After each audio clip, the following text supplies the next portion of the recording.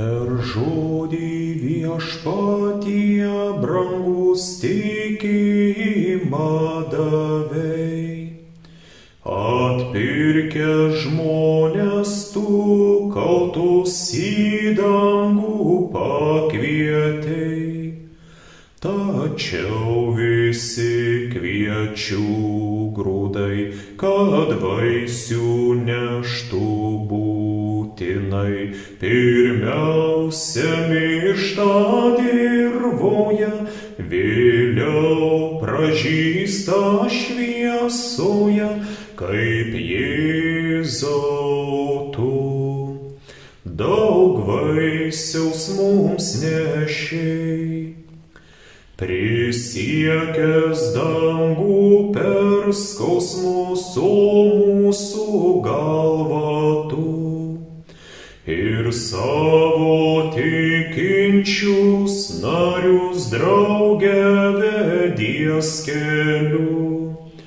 Tad Jėzau Kristau vesk visus krauju tavuoju atpirktus į džiaugsmą pro mirties vartus, į šviesą bei dangaus namus parveski mus jau pro mirties vartus.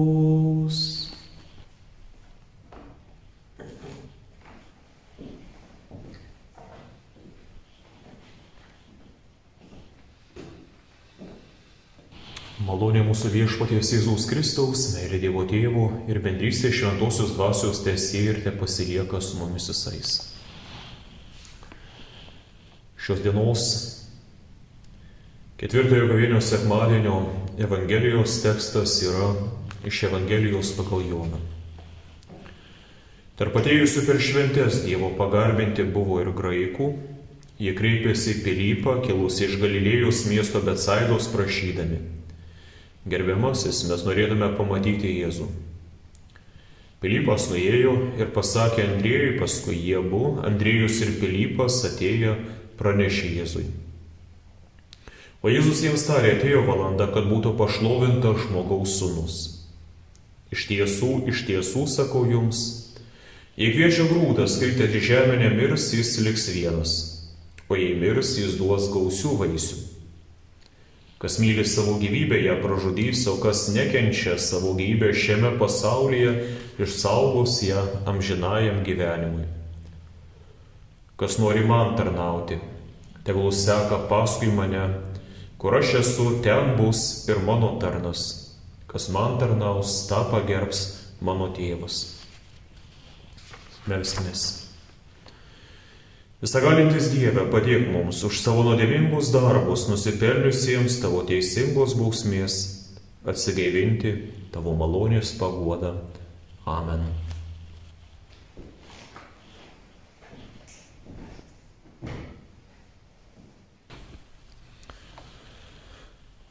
Dalis graikų atėjusių pasimelsti ir pagarbinti Dievą Jeruzalės šventykloje priėjo prie Pilypo, kadangi jis buvo iš Betsaidos Galilėjoje, ir teiravosi: Gerbiamasis, mes norėtume pamatyti Jėzų. Pilypas apie tai pasakė Andriejui, tuomet jie abu nuėjo ir viską papasakojo Jėzui. Mes nežinome, kodėl šie graikai ieškojo Jėzaus ir norėjo pamatyti Jėzų. Kaip ir tai, kodėl Pilypas vietoje to, kad nuvestų juos ten, kur buvo apsistojęs Jėzus, eina pirmiau pasitarti su Andriejumi, po to abu eina pas Jėzų, kad praneštų apie tai.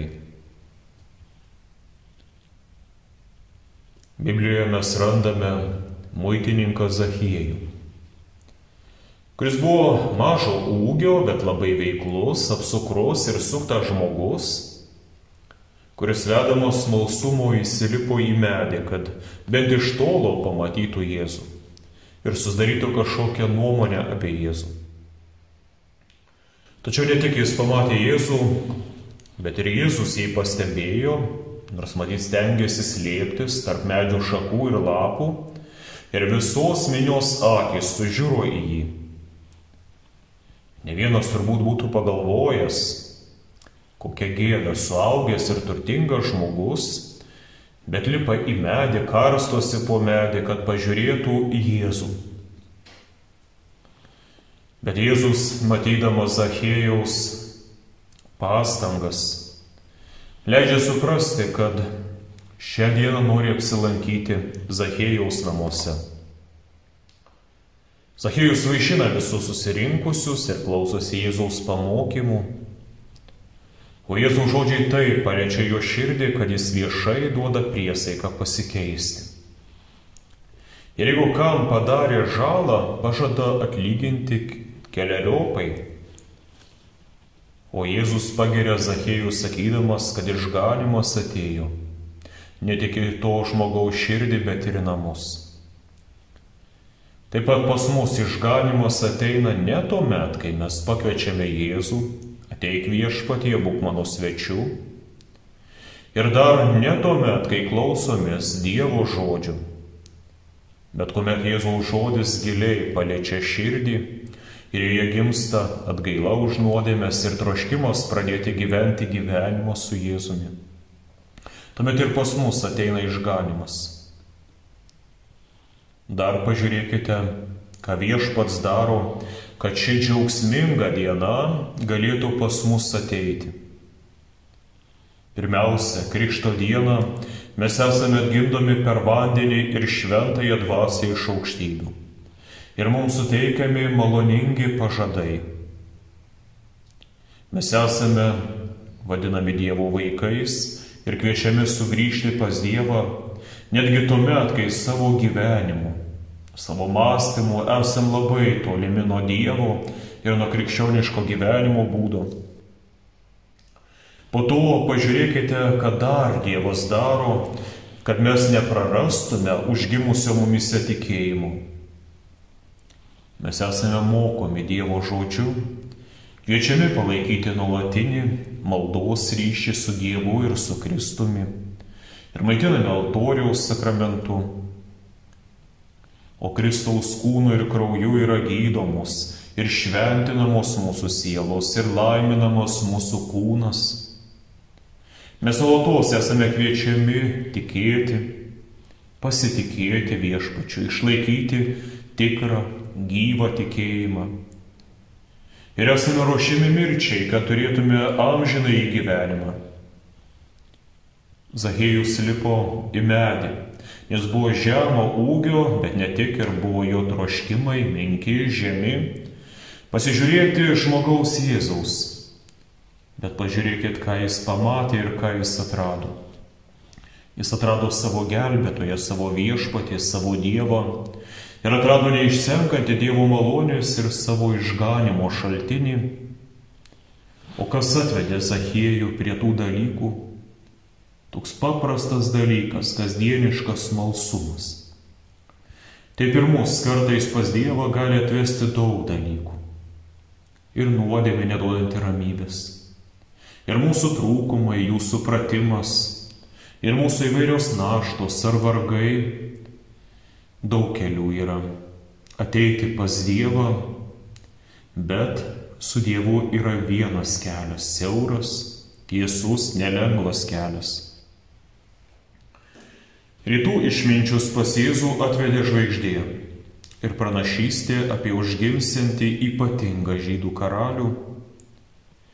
Bet paradoksas tame yra tas, kad pagonys tą pranašystę domėjosi labiau negu tie, kuriems buvo patikėtas Dievo žodis, netgi kuriems buvo patikėtas skelbti Dievo žodį. Žydų vyriausias kunigas Kajafas, kiti kunigai rašto aiškintojai, nors žino pranašystę, bet išlieka abejingi tai pranašystei. Jie nesiteikia palikti savo patokius namus ir vietas ir sostus ir keliauti pasižiūrėti Jėzaus, ar išsipildė ši pranašystė. O pagonis, šis žodis atveda net į Jeruzalę, vėliau į Betliejų. Jie pagarbinę Kristų, palikę jam savo dovanas, vėl sugrįžta į savo gimtąjį kraštą, jau dabar šlovindami Dievą. O kas atvedė tuos graikus į Jeruzalę? Ir kodėl? Ir su kokiomis mintimis? Ir kokių ketinimų vedami jie ieškojo Jėzaus? Deja, to mes nežinome. Kadangi mes nežinome nuo žmonių ketinimų, sunku suprasti ir Jėzaus atsakymą mokiniams, bet esmė galėtų būti tokia. Atėjo valanda, kad būtų pašlovintas žmogaus sūnus, ir jis bus pašlovintas per mirtį. Kaip grūdas kritęs į žemę, prieš duodamas vaisius, pirmiau turi būti numarintas, turi numirti, taip ir žmogaus sūnus.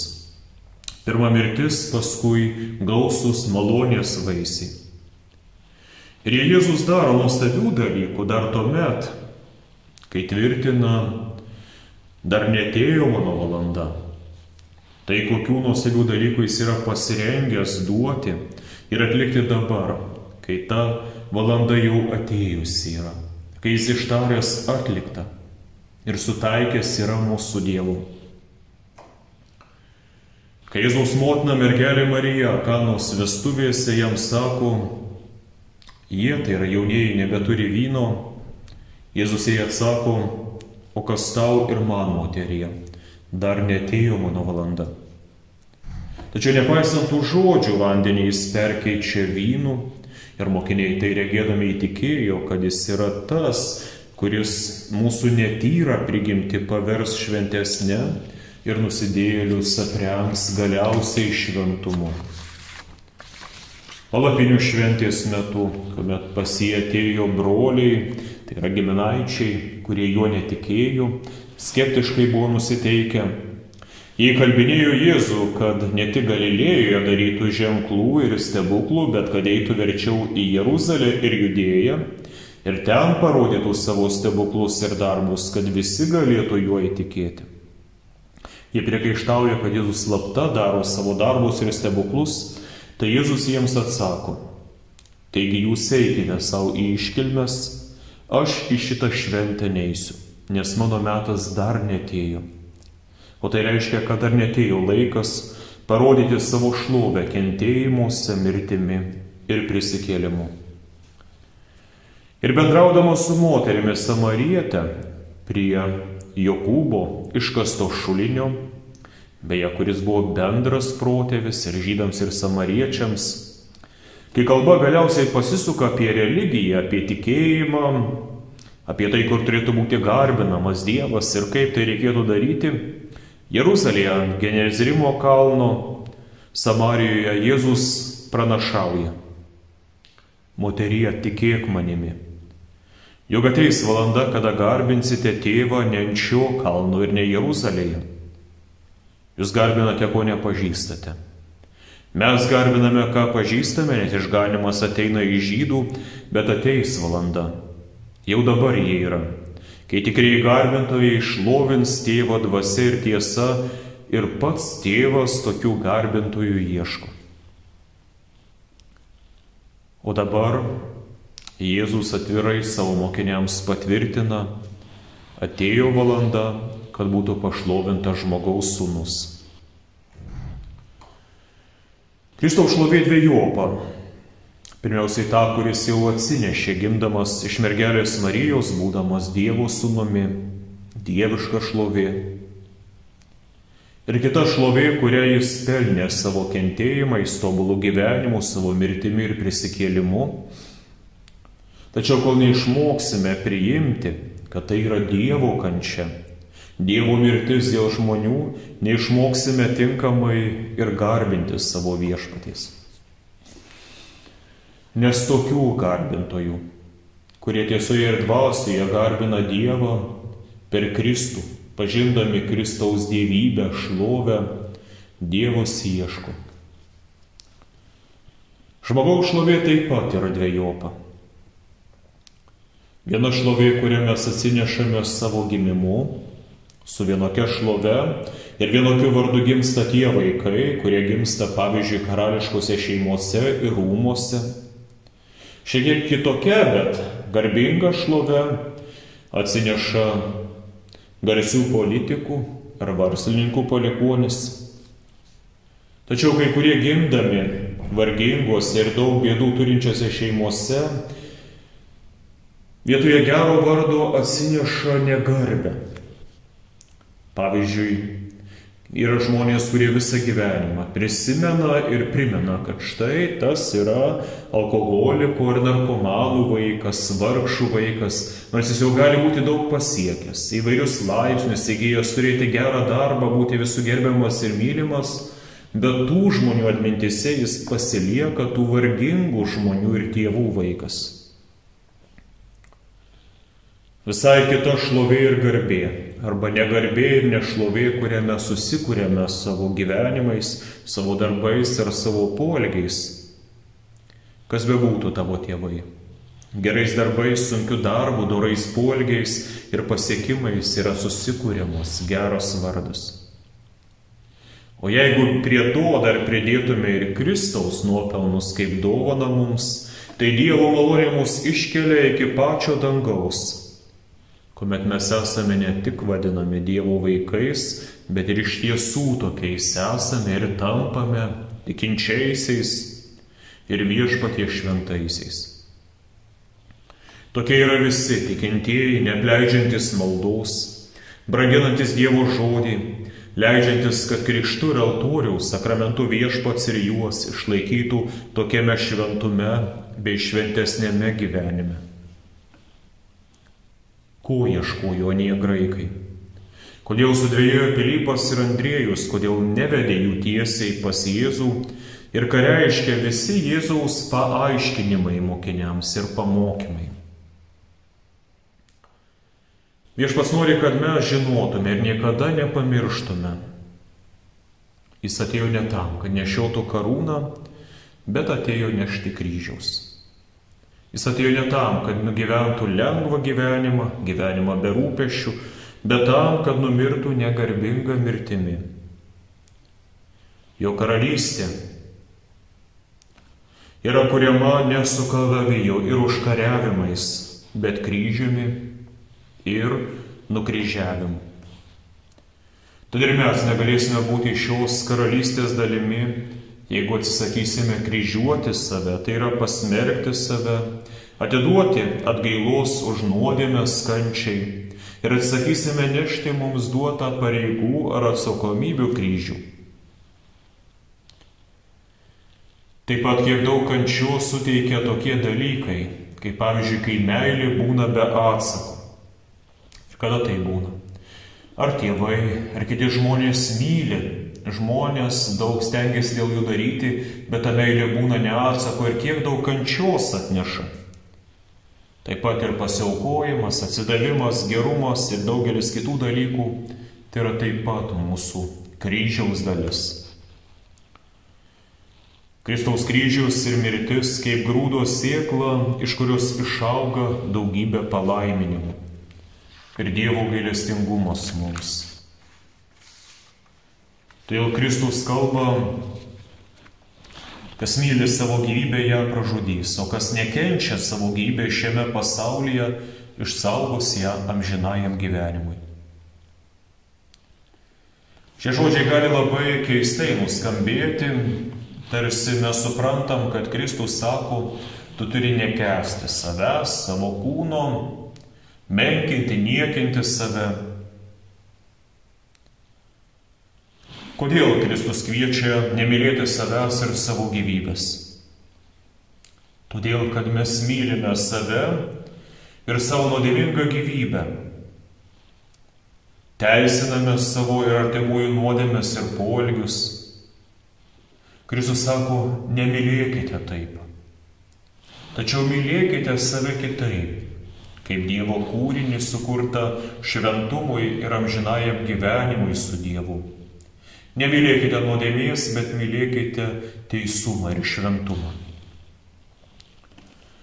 Kristus kviečia giliai palaidoti nuodėmingą meilę pasauliui, su visais jo turtais, prabanga, malonumais ir tuštybė, Nes šie dalykai neša tik tai laikinus malonumus, bet galiausiai atneš tik amžiną pražūtį.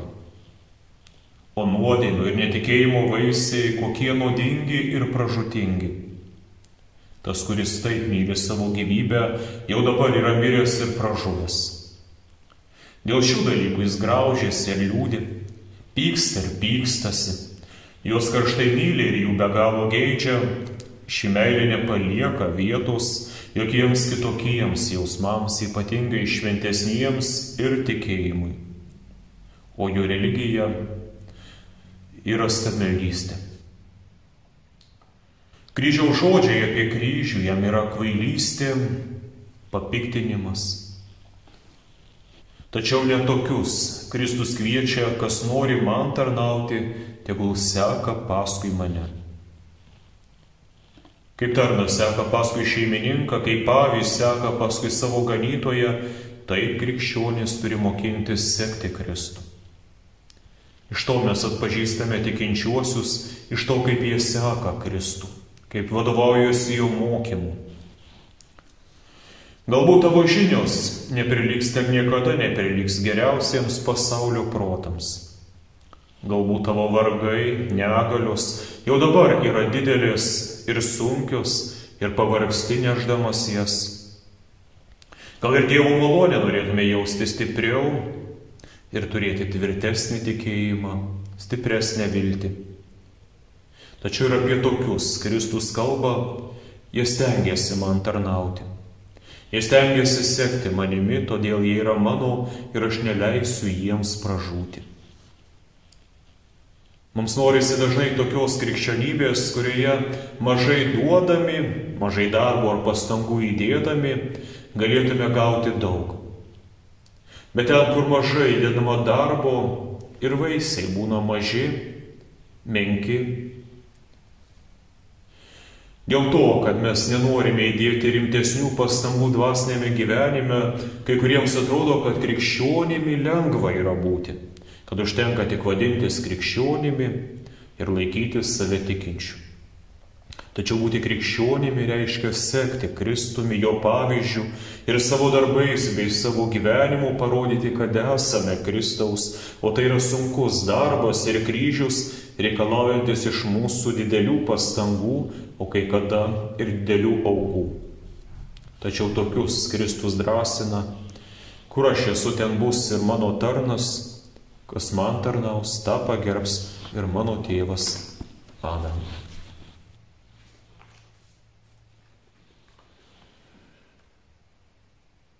Jėzau versme džiaugsmo, tildytojos skausmo, atgaiva širdies, bet tavęs nemiela, o manoji siela ilgisi tavęs, nes nėra čia nieko man žemėj už tave brangesnio, nieko vertingesnio.